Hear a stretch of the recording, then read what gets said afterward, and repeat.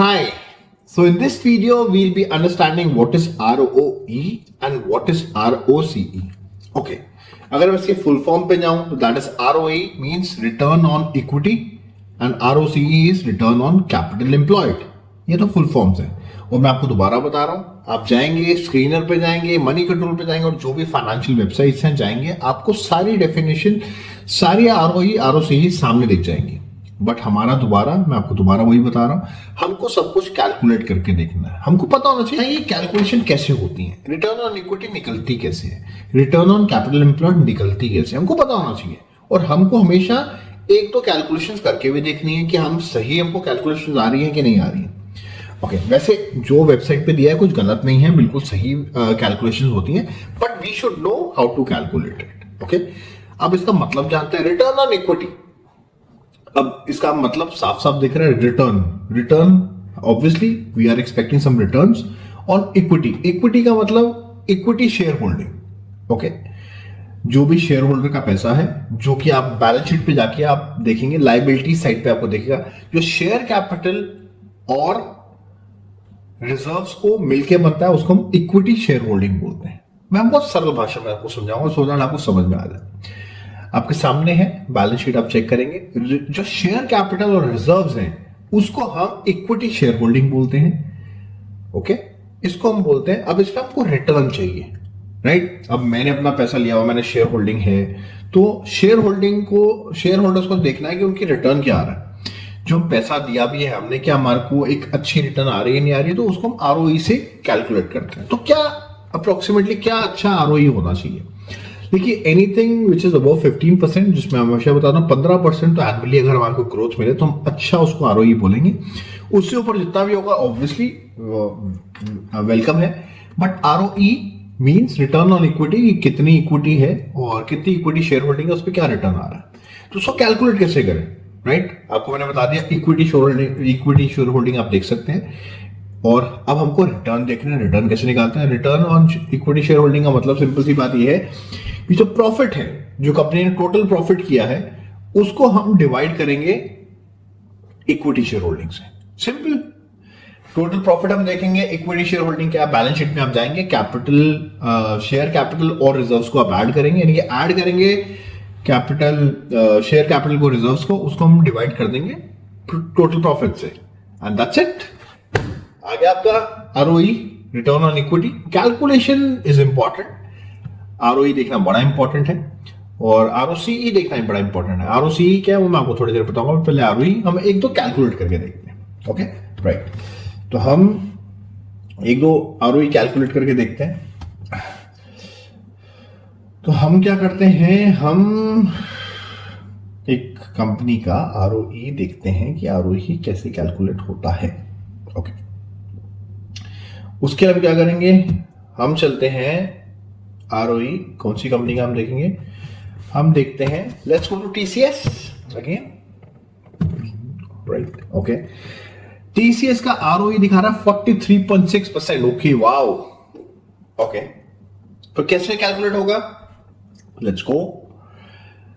हम एक Excel file खोल लेते हैं. Equity, return on equity, that, okay, fine. Return on equity है हमारी. ओके, अब हम इसमें क्या क्या करेंगे मैं आपको दिखा देता हूँ. ये TCS में हम करने जा रहे हैं, right. Will be checking out that's TCS. Okay, return on equity. Okay, इसमें हम क्या करते हैं, पहले हम कंपनी का प्रॉफिट देखेंगे, कितना प्रॉफिट है कंपनी का. ओके, कितना प्रॉफिट है देख लेते हैं. मैं आपको दिखा देता हूं साथ में TCS का प्रॉफिट. TCS का प्रॉफिट है, लास्ट ईयर का देखते हैं, 38,449 crore. Okay, got it. Profit is 38,449, that's 7 zeros, 1 2 3 4 5 6 7, done.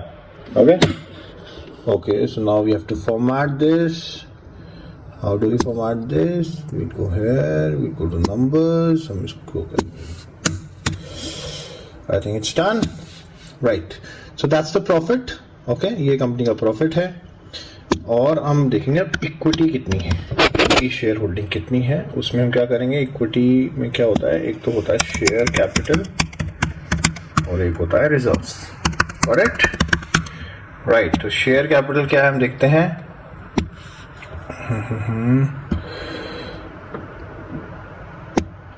Share capital balance sheet में चलते हैं। शेयर कैपिटल इज 366 एंड अगर आप रिजर्व देखेंगे 88773, got it. So share capital क्या है, 366, 7 zeros, 1 2 3 4 5 6 7, राइट। एंड ये क्या था, भूल गया, this was 88773, got it, right. That is 88773, 7 zeros, 1 2 3 4 5 6 7, got it। ओहो, इसको दोबारा हमको करना पड़ेगा फॉर्मेट।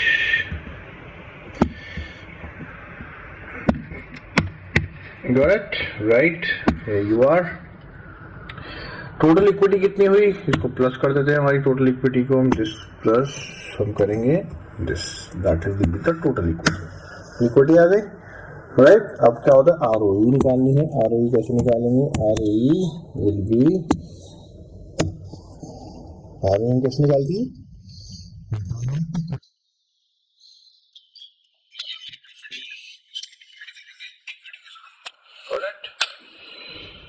राइट, 0.43। अब इसको मल्टीप्लाई कर देंगे 100 से,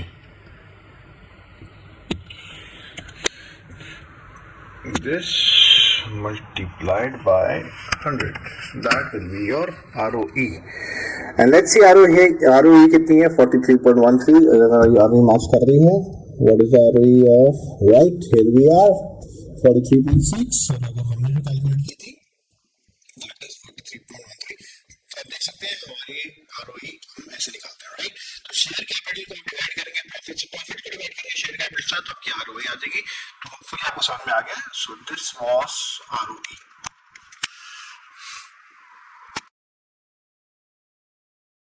ये दैट इज सारे फाइनेंशियल रेशियोज को आपको ध्यान रखना है।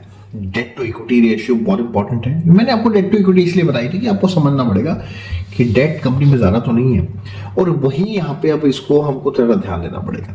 डेट टू इक्विटी रेशियो मैंने क्यों देखी थी कि हमको देखना डेट ज्यादा तो नहीं है, और अगर डेट टू इक्विटी रेशियो ज्यादा है तो yes, it's matter of concern. Now we'll talk about ROCE। What is ROCE, return on capital employed. अब यहां पे भी कहीं ना कहीं डेट से रिलेशन आ गए हैं। रिटर्न ऑन इक्विटी था शेयर होल्डिंग पैटर्न, यानी कि रिटर्न ऑन इक्विटी था जहां पे हम शेयर कैपिटल और रिजर्व्स को ऐड कर रहे थे, वो हमारी इक्विटी शेयर होल्डिंग आ गई थी। हमने टोटल प्रॉफिट से डिवाइड किया तो हमारी ROE आ गई। अब ROCE को कैपिटल, तो अब ROCE को हमने कैलकुलेट कैसे करना है, बट आपको ROCE का मतलब समझना है, रिटर्न ऑन कैपिटल एम्प्लॉयड। यहां पे क्या होगा, जो रिटर्न ऑन जो इक्विटी शेयर होल्डिंग थी उसके साथ हम डेट को भी काउंट करेंगे। यहीं पर ही मैं आपको डेट टू इक्विटी के बारे में बताना चाह रहा हूं।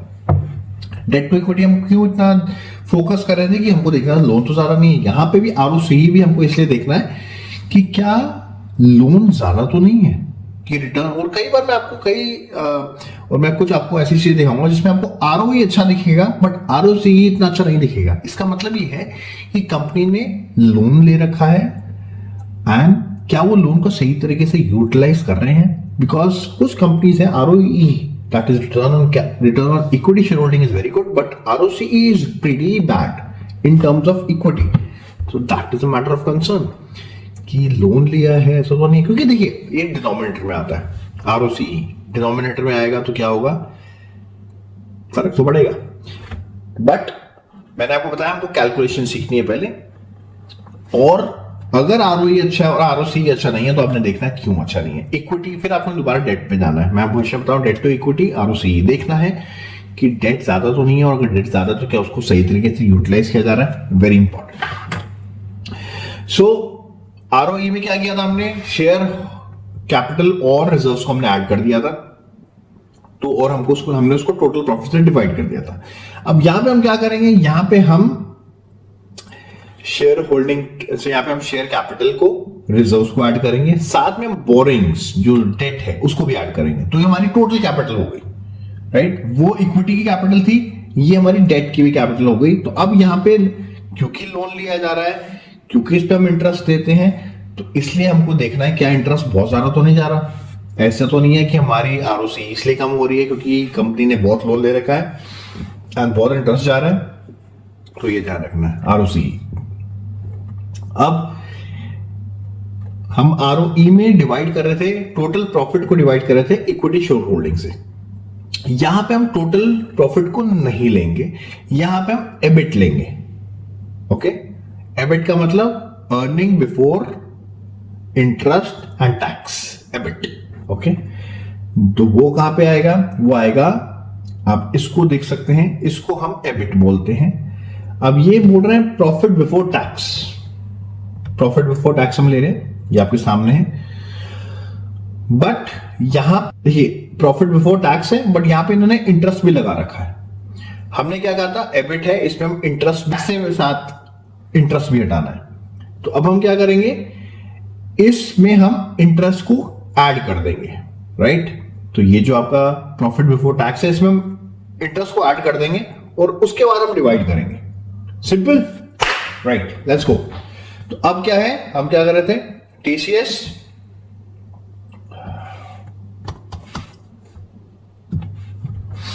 टीसीएस का ROC is 54.9, that's wonderful. Okay, इसमें हम क्या करेंगे, एबिट, एबिट इज, आप देख सकते हैं, एबिट अगर आप देखेंगे 53427, that is profit before tax. अब इसमें हम इंटरेस्ट को ऐड कर देंगे, will add the interest, because हमको इंटरेस्ट भी अभी कैलकुलेट नहीं करना। तो इंटरेस्ट को ऐड कर देंगे क्योंकि ये इसमें जो है, इसमें इंटरेस्ट को हटा रहा हुआ, तो हमको इंटरेस्ट ऐड करना पड़ रहा है। तो 53427 plus 843 divided by equity share holding plus debt, इस पर डेट भी है, तो अब हमारा आरओसी निकलेगा। तो आप देख सकते हैं, इसको जब हम डिवाइड करेंगे तो जो कैलकुलेशन करके आएगा, ये आपके सामने